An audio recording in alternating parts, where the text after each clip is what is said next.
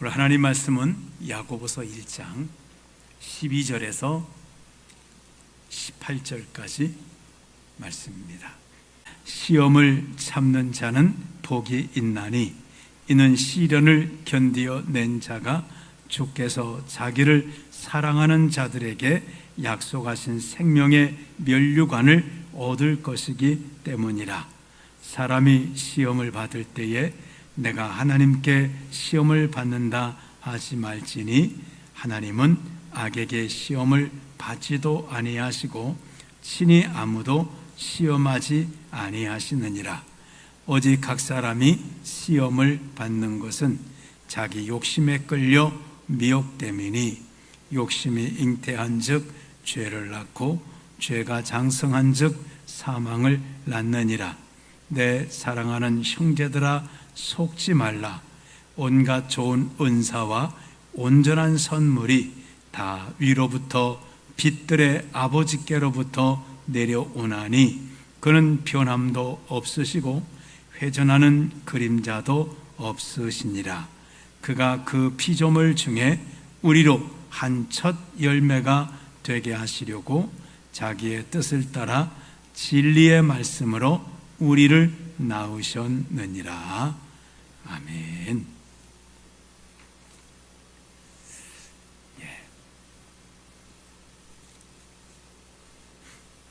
오늘은 시험을 이겨라는 말씀입니다. 우리가 살다 보면 시험이 많이 있죠. 학생들도 학교 가면 시험 때문에 시험 든다 그러잖아요. 우리 삶에서도 많은 시험들이 있습니다.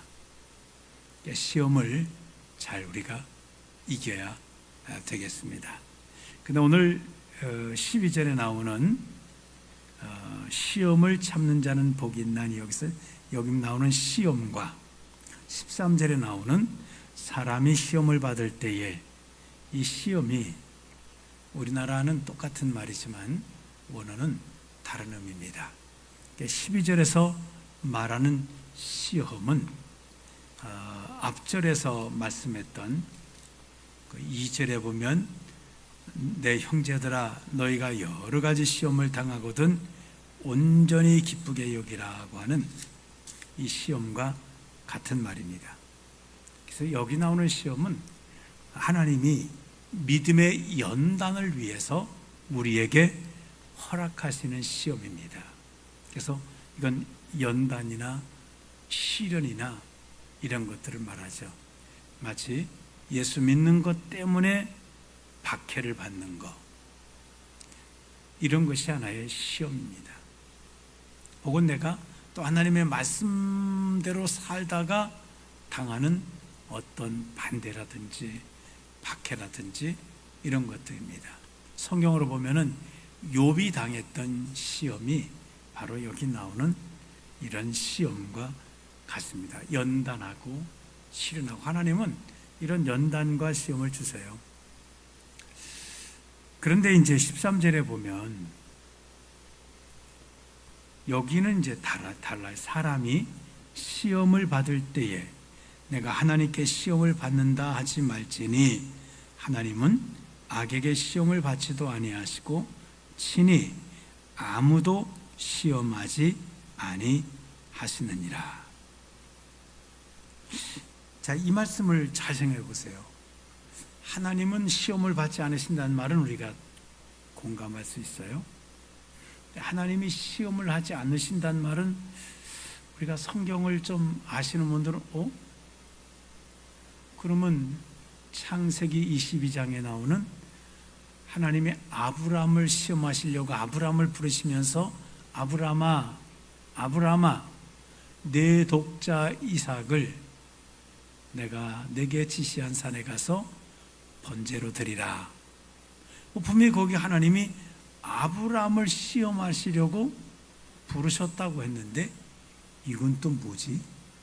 하나님은 시험하지 않는다고 하셨는데 우리가 이렇게 생각할 수 있는데 하나님은 성경에 보면 우리를 연단하고 시련하는 시험은 하나님이 허락도 하시고 또 하나님이 아브라함을 연단하시려고 독자 이삭을 바치라 라고 말씀하시는 그런 시험을 하시기도 합니다. 근데 어떤 시험을 안 하신다는 거예요? 여기 13절에 나오는 바로 이것은 유혹의 시험입니다. 그러니까 다시 말하면 여기서 말하는 사람이 시험을 받을 때 이것은 유혹해서 넘어뜨리려고 하는 거예요. 그 원어 그 자체가 다릅니다. 그러니까 하나님은 우리를 유혹해서 망하게 하려고 그렇게 하시는 일은 하지 않으신다 그 말이에요. 성경에 보면 이걸 이제 혼동을 우리가 하지 말아야 됩니다. 하나님은 예를 들어서 자 에덴 동산에서 하나님께서는 아담과 하와에게 자유를 부여하셨지만 그러나 죄를 짓도록 시험하신 게 아닙니다. 거기서 아담과 하와는 사탄의 유혹을 받아가지고 선악과를 따먹은 거예요. 그 시험은 바로 유혹의 시험입니다. 이제 그 다음에도 나오는데 유혹을 받은 거예요. 아나니아 삽비라가 하나님 앞에 헌금을 드리겠다고 자기 땅을 팔았어요. 돈이 생겼는데 이 돈이 어쨌든 많은 거예요. 얼마를 감췄어요. 그리고 가져왔는데 베드로가 물어봐요. 이것이 땅을 판 값의 전부냐? 라고 물어봐요. 왜 물어봤겠어요? 문제가 있으니까 물어본 거잖아요. 그럼 그때라도 사실은 전부는 아닙니다. 이렇게 얘기를 해야 되는 거예요. 그때라도. 그런데 아나니아는 뭐라고 말하죠? 예, 전부입니다. 이렇게.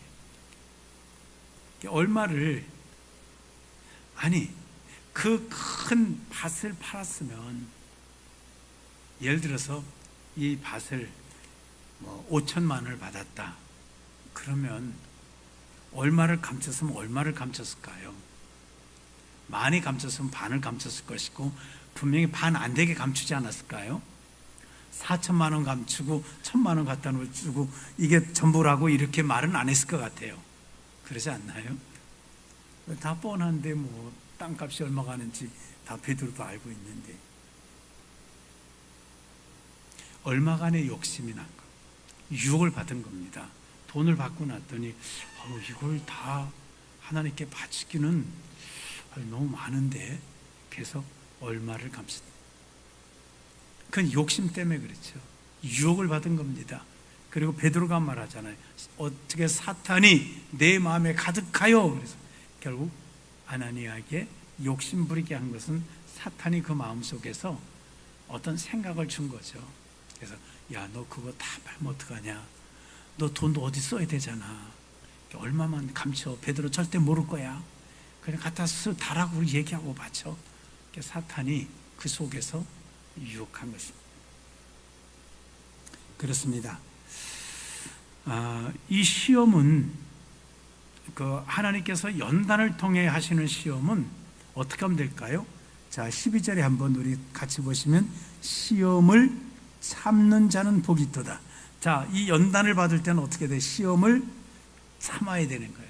시험을 잘 견뎌내야 되는 거예요. 왜냐하면 이건 내가 만든 것이 아니고 외부로 온 것이기 때문에 하나님께서 이것을 해결하실 때까지 참아내야 됩니다. 내가 이걸 피할 수 있는 게 아니에요. 그래서 시험을 참는 자는 복이 있나니 이는 시련을 견디어낸 자가, 이 시험은 견뎌내는 겁니다. 그러면 주께서 자기를 사랑하는 자들에게 약속하신 생명의 면류관을 얻을 것이기 때문이다.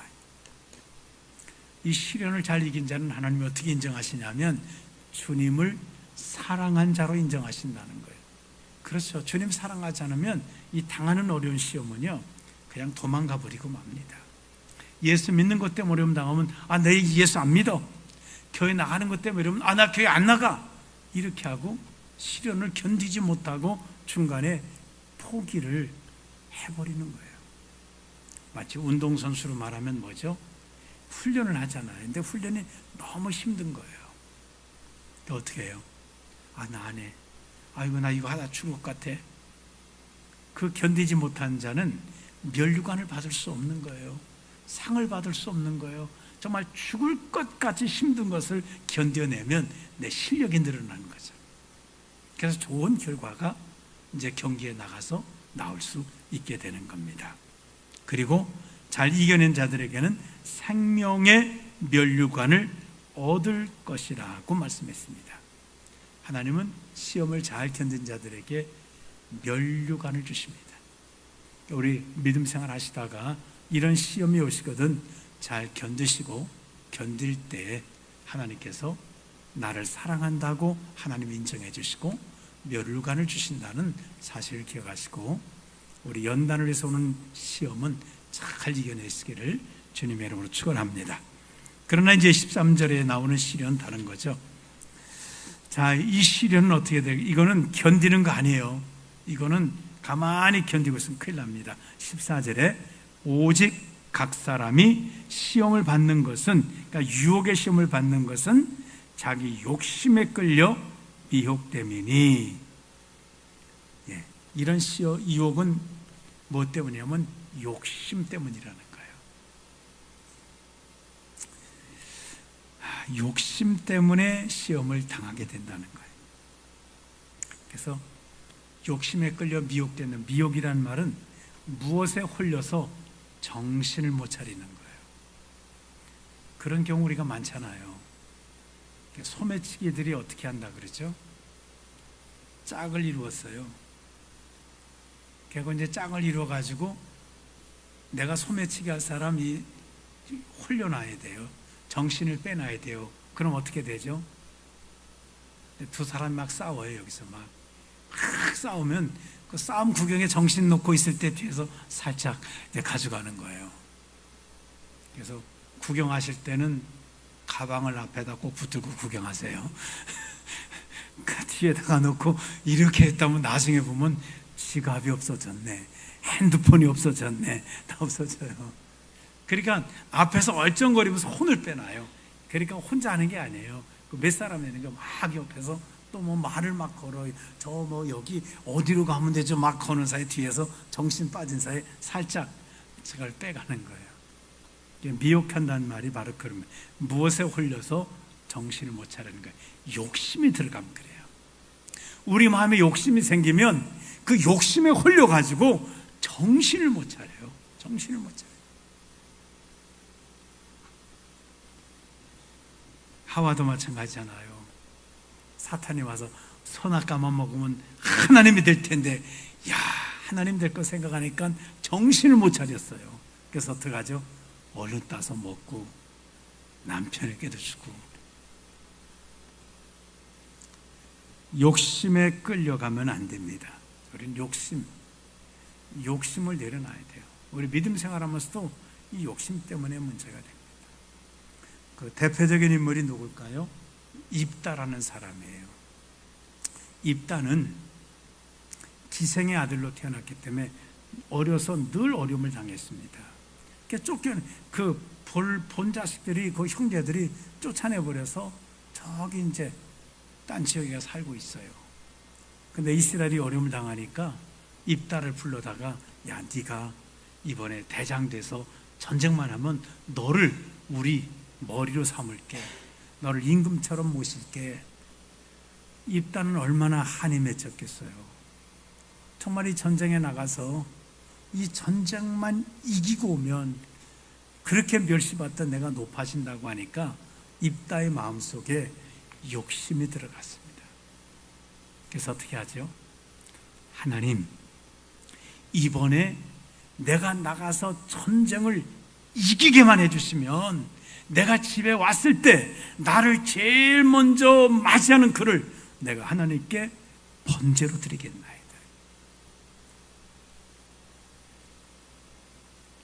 이게 입다 욕심입니다. 그냥 입다가, 하나님 정말 이번에 전쟁에서 나를 승리하게 하시면 제가 평생 하나님을 섬기고 하나님께 영광을 돌리겠나이다. 이렇게 하면 되는 거예요. 근데 누구든지 나를 가장 먼저 맞이하는 자, 누가 맞이하겠어요? 분명한 것은 강아지가 떼어낼 확률보다는 사람이 먼저 나올 거예요. 어떤 사람이 나오든지 그 사람을 자기가 하나님께 번제로 드리겠다는 거예요. 이게 말이 되나요, 이게? 그 전쟁에 나가서 전쟁에 승리했습니다. 그리고 이제 집으로 돌아오는데 누가 제일 먼저 나오던가요? 입다에게 무남 동료 외딸이 하나 있었어요. 딸이 하나 있었어요. 그 딸이 아버지가 승리했다는 소식을 듣고 너무 좋아가지고 누구보다 먼저 막 솟구치면서 아버지를 환영 딱 나온 거예요. 아버지가 기가 막힌 거예요. 내가 하나님께 약속하기를 내가 전쟁에서 이기고 오면 누구든지 우리 집에서 가장 나를 먼저 맞는 자가 너를 내가 번제로 드린다고 하는데 그게 딸이네. 하나밖에 없는 딸이에요. 입다는 왜 이런 시험을 당했을까요? 욕심이에요. 하나님 앞에 그렇게 욕심 부리지. 우리도 믿음 생활하면서 그러지 마세요. 많은 분들이 이제 그렇게 시험 드는 경우도 있다. 하나님, 이 복권만 맡겨주시면 제가 헌금하겠다고 한다는데. 근데 정말 맞아봐야 돼요, 그거. 맞아서 헌금했다는 분 제가 들어보긴 했습니다. 근데 그게 안 맞을 때하고 맞았을 때하고 또 달라요. 그냥 기도하지 마요. 그냥 기도하지 말고 복권 샀는데 되거든 할렐루야 감사합니다 하고 11절 하든지 더 많이 하시든지 그건 알아서 하시는데 이거 가지고 기도하는 것은 시험에 들 확률이 너무너무 많아요. 그 욕심이에요. 그게 사실은 하나님 앞에 헌금할 욕심일까요? 그것 말고 이 욕심일까요? 사실 이 욕심인 거예요. 이 욕심이요. 헌금하고 싶으면 그래요. 하나님 이거 맞으면 제가 전부 드리겠습니다. 기도하고 헌금에다 넣어버려 그냥. 그래서 되면 재정부에서 이거 1등 됐네. 아이고 30억이네. 이렇게 하면 될 거 아니에요. 근데 그게 아닌 거예요. 이거 되면 계산해 보니까 11조 드려도 많이 남을 것 같아. 욕심입니다. 하나님 앞에는 욕심하면 여기 뭐라고 해요? 욕심에 끌리면 미혹된다 그랬어요. 홀려서 정신이 없다니까요. 안 되는 거예요. 그러니까 우리는 욕심 부리지 마세요. 어느 거든 마찬가지예요. 어느 거든 욕심 부리지 말고 옛날에 저희 처음에 신앙생활 할 때는 은사 같은 것을 이렇게 좀 사모하는 얘기도 듣고 그래서 또 얘기 들어보면 그 선배를 잘 만나야 되는데 하나님 협박에서 그 은사 받았다는 분들이 있거든요. 저 정도는 해야 되는가 보구나. 그리고 저도 하나님을 협박해 본 적도 있습니다. 기도하면 하나님 참 크게 욕심인 거예요. 제가 한 2시간을 막 기도를 할 텐데요. 은사 안 주시면 제가 하나님 나를 버렸다고 생각하고 제가 예수를 믿는 것을 생각해 봐야 되겠습니다. 이게 뭐예요? 은사 받을 욕심 때문이에요. 근데 약속한 시간이 되니까 하나님이 불안해요? 제가 불안해요? 하나님은 하나 불안하신 것 같지가 않아. 근데 내가 불안해요. 그래서 나중에 시간이 다 되기 전에 제가 그냥 없었던 걸로 해주시면 그냥 나중에 주실 줄 믿고 없었던 걸로 이게 욕심입니다. 우리가 그런 경우가 참 많이 있어요. 자, 각 사람이 시험 받는 것은 자기 욕심에 끌려 미혹된다. 그렇습니다. 우리는 욕심 부리지 마세요. 그냥 하나님 은혜 가운데 감사함으로 욕심을 부려놔야 뭔가 되는 것 같은데 안 그래요. 하나님은 욕심 부리지 않고 하는 것을 더 기뻐하십니다. 자, 16절에 보시면 15절에 욕심이 잉태한 즉 죄를 낳고, 우린 그렇게 생각할 수 있어요. 자, 마음의 욕심을 가진 것은 죄일까요? 아닐까요? 마음의 욕심을 가졌어요. 이게 죄일까요? 아닐까요? 그거 행동 안 했는데 무슨 죄예요? 성경은 여기까지 욕심이 잉태한 즉 그랬어요. 마치 잉태라는 것이 뭐죠? 어머니들이 이제 어른들이 결혼하면 여기 배에 아이가 잉태가 되었어요. 그러면 이 잉태가 되면 어떻게 하죠? 이 아이가 때가 되면 나온다니까요. 잉태하면 안 돼요. 성경에는 마음의 품지를 말라 그랬어요. 마음에. 그러니까 욕심의 생각이 우리에게 와요. 욕심의 생각이 오는데 그거를 내 마음속에 붙들어 놓으면 그게 잉태된 겁니다. 내가 누가 미워하는 마음이 생겨요.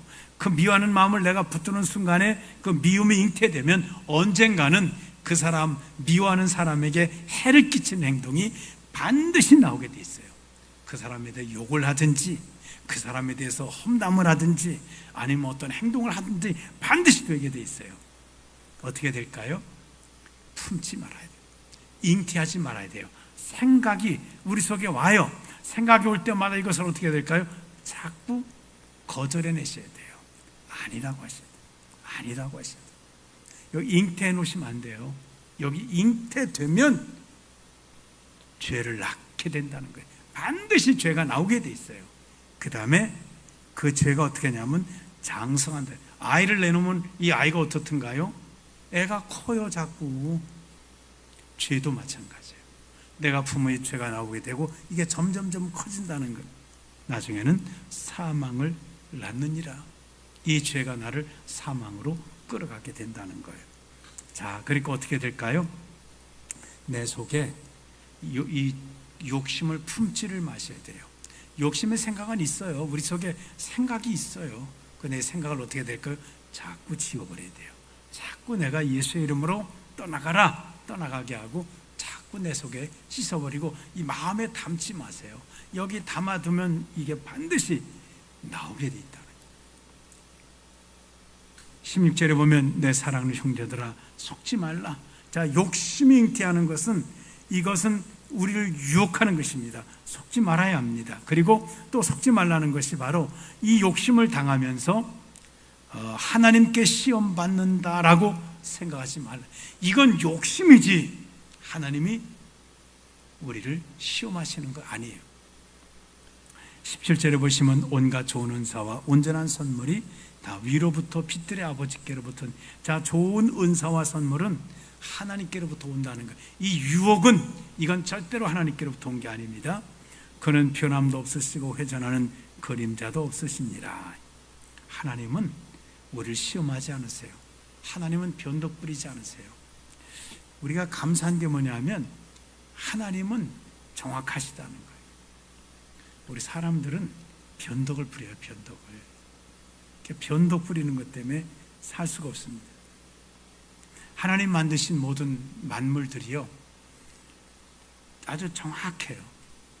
그래서 살 수가 있습니다. 예를 들어서 물은 이 수평을 이루기 때문에 정말 이 물을 수평 이루는 걸 가지고 우리가 건물도 반듯하게 지을 수 있는 거예요. 왜? 이 수평을 맞춰 놓으면 이쪽 수평을 맞춰 놓으면 건물이 반듯하게 되는 거예요. 하나님 만드신 이 물들은 이 지구의 그 만유인력 법칙은 이걸 평평하게 할 수 있도록 하나님의 원리가 바뀌지 않는, 언제는 이만큼 올라갔다 내려갔다 그러면 어떡하겠어요? 절대로 그러지 않아요. 물은 반드시 위에서 아래로 흐르게 돼 있습니다.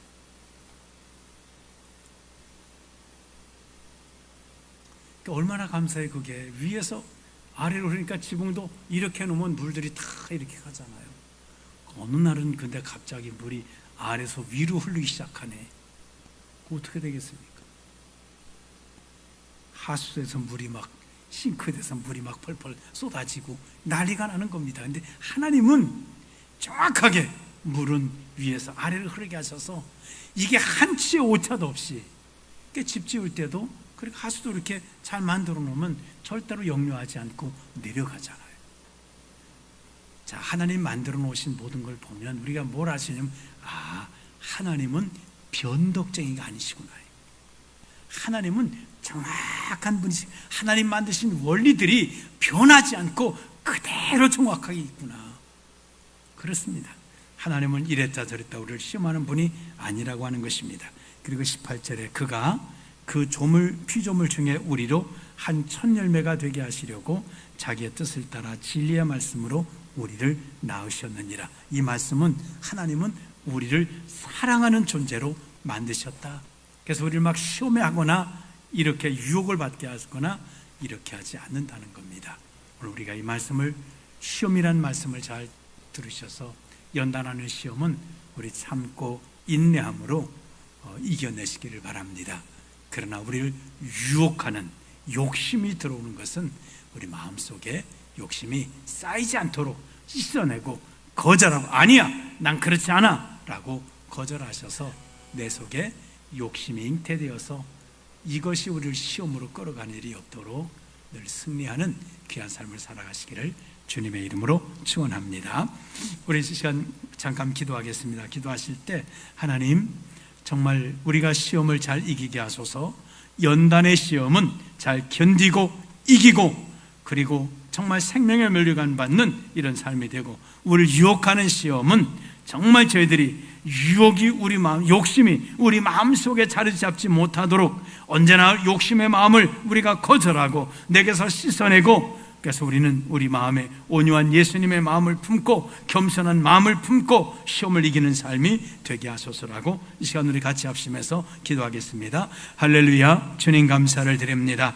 우리에게는 많은 시험들이 찾아오게 됩니다.